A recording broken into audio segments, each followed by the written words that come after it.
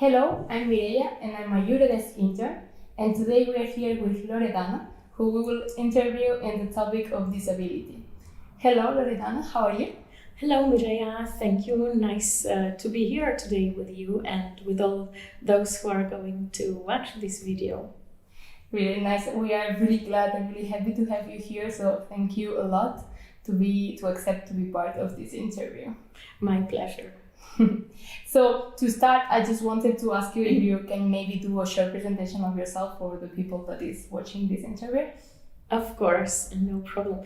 So as Mireia already said, I'm Loredana and I am working at the European Disability Forum as a membership, internal communication and youth officer. So this is also why I am interviewed by an organization doing things for and about young people. I'm doing at my organization membership things and communication between members and our office colleagues. But I'm doing a lot on young people, so I'm supporting our youth committee and all our work around youth policy. We worked a lot on Erasmus Plus program and the European Solidarity Corps program to make sure that these are inclusive of young people with disabilities. Yeah, that's really important. Actually, I wanted, my first question was related, like we checked some reports about disability, and we saw that according to the European Human Rights Report of 2021, there are multiple discriminations that the children and young persons have to face when they have disabilities. So my first question was, what does it mean to live with a disability, especially for a young people? Certainly, indeed, the report you are referring to, it was a report about, I think, poverty, if I'm not wrong, but in any case, young people with disabilities are facing multiple discrimination because it's intersectorial. First of all, you're already discriminated when you are a person with disabilities because certain buildings are not accessible and you are not able to get through the same door, for example, in best cases, because maybe sometimes you're even not able to get at all in that building.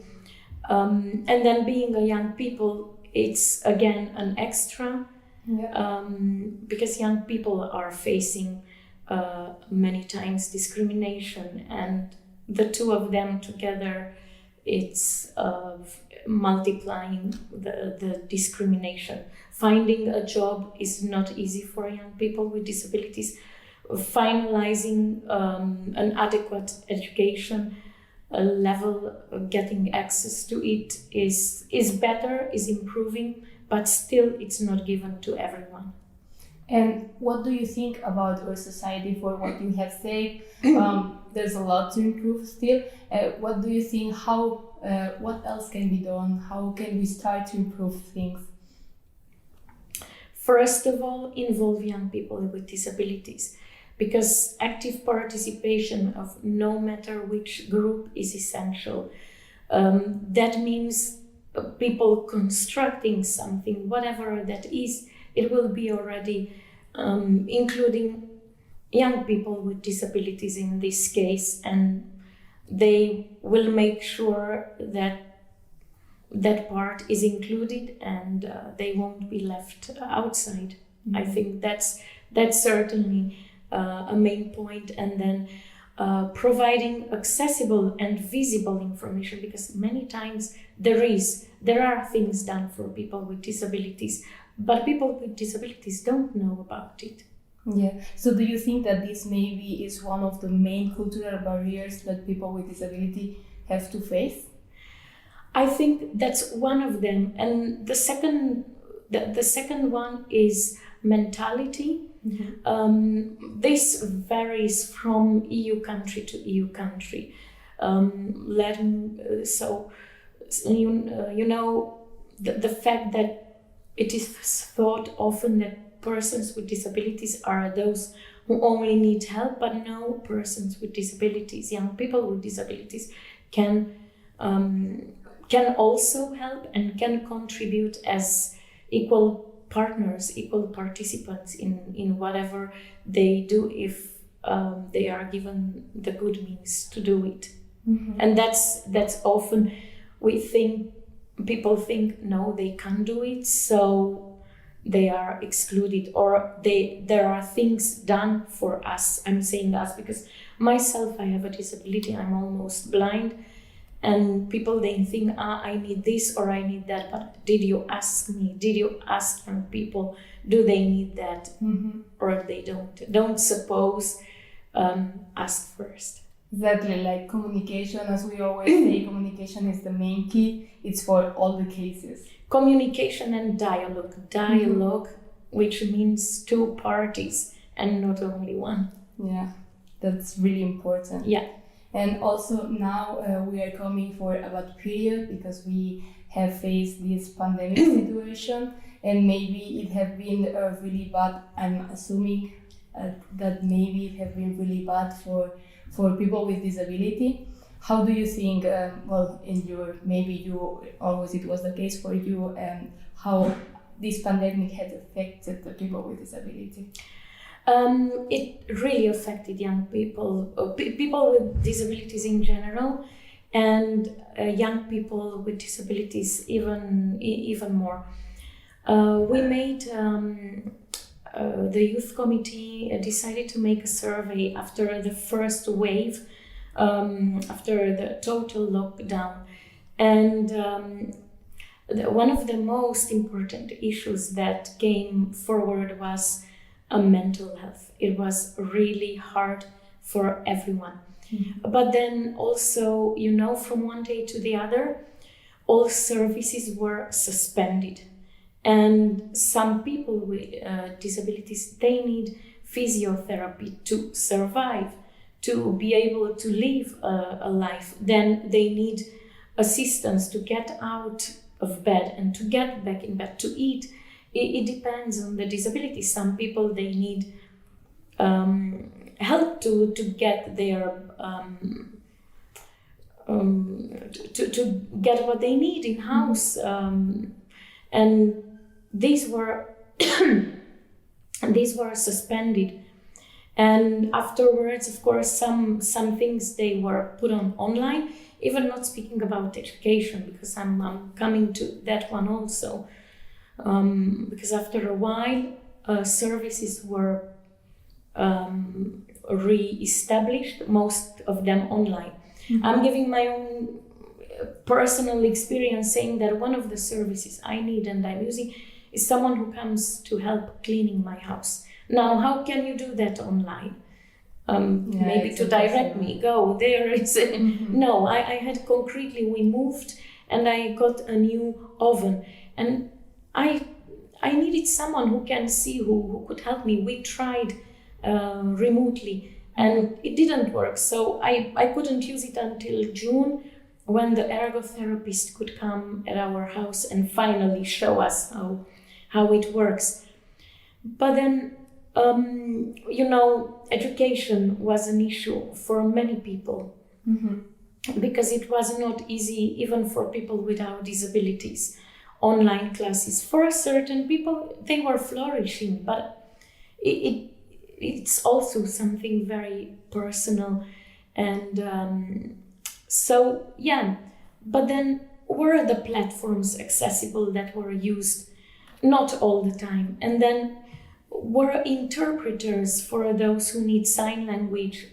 They were not able to join immediately. Afterwards, they adapted. But then also the system that the university or the school provides need to include this.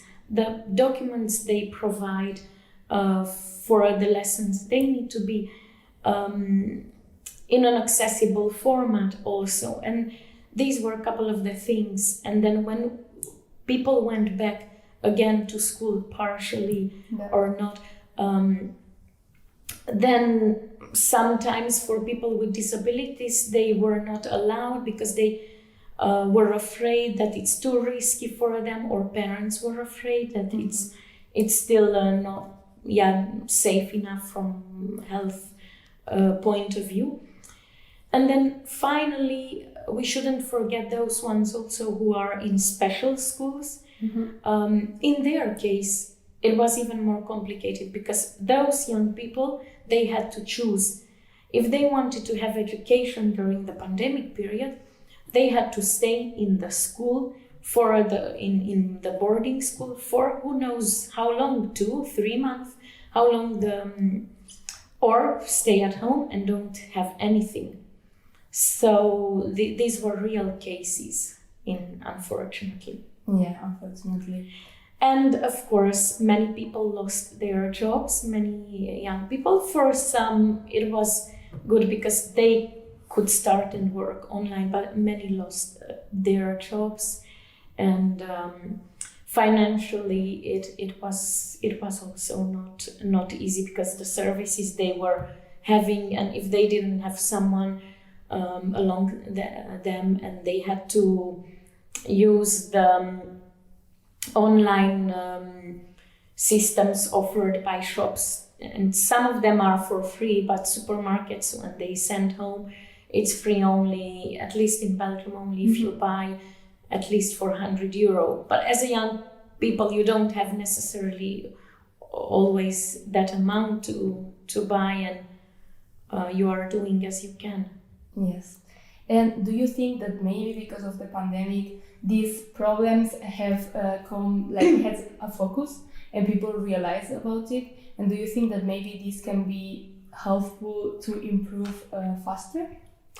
Certainly, I can say progress has been done. First of all, during the pandemic, the disability community was not included in any of the emergency measures in the beginning. There was improvement when we started to speak up and to say that this is not okay, we are not included. So I think, at least for our organization, a positive thing was that now we established a permanent partnership with the World Health Organization, and they start to build more inclusive information. That's a positive thing. A positive thing is also we learned how to make inclusive hybrid online events, and we developed guidelines and guides, and people, they start to use them. And also, like the platforms themselves improved a lot. I think they take into account certain things, and that's already a good thing. Yeah. Good. Changing a bit the topic, you are an advocate for the European Disability Forum. Could you tell us how you are helping and what are you doing there in the European Disability Forum? Yes. So in the advocacy work from my side, but also all the colleagues, first of all, we want to ensure that disability rights are included. Last year, the Commission published a new European disability rights strategy, and I'm happy they called it disability rights, because we wanted to call it the disability rights agenda, and at least they included this rights question, because it's a question of rights and not a question of favor for people with disabilities, young people included.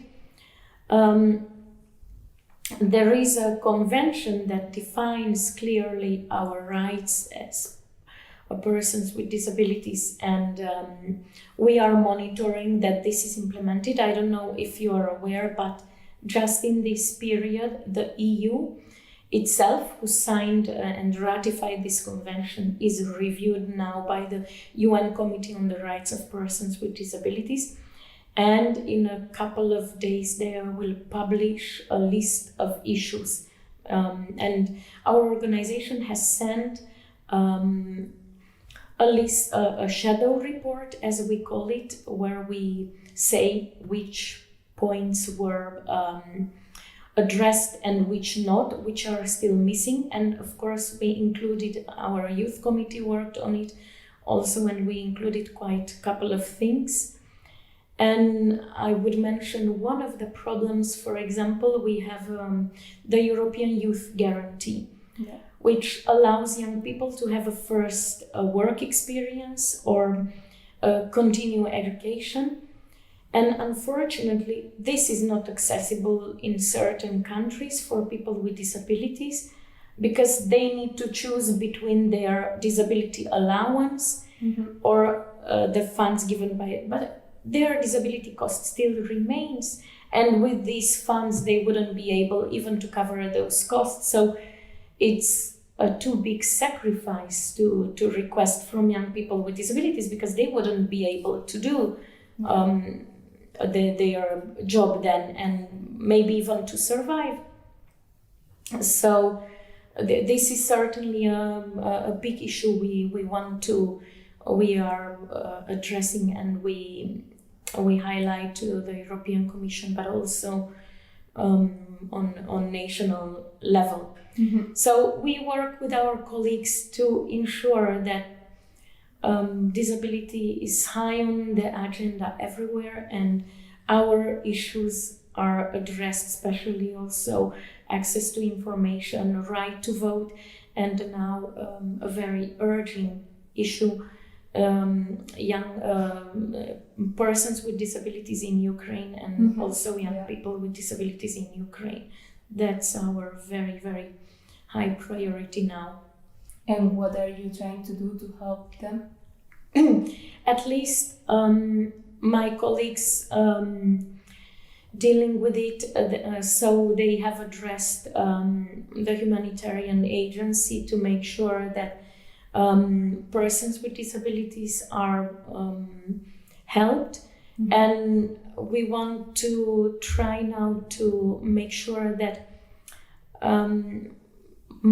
single mothers with children with disabilities, that they have priority in the queue, because even when they leave to the toilet with their child, they lose their place in the queue, and that's not okay. I mean, they can't leave that child alone, or that child cannot go alone to the toilet. Of course. It's so basic, and still it doesn't happen. Yeah.